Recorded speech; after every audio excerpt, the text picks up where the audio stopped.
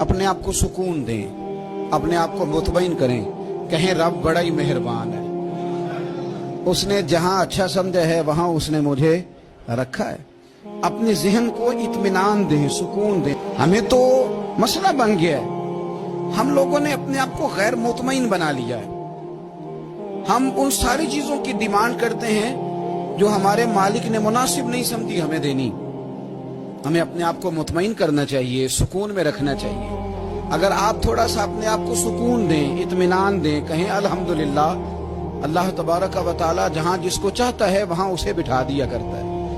फिर हम लोगों का मनसब छीनना चाहते हैं, हसद करते हैं, बुग़्ज़ पैदा होता है, अदावत पैदा होती है, नुकसान होता है। फितरी तौर पर जो सलाहियत अल्लाह ने दी होती है उनको भी जंग लग जाता है, जंग लगने लगता है उन सब चीजों को जो अल्लाह ने अपने फजल से हमें दी होती है। तो बात को याद रखें, जिंदगी में आप मुतमईन हो जाएं कि रब करीम ने जो दिया है वो कमाल ही दिया है, कमाल ही।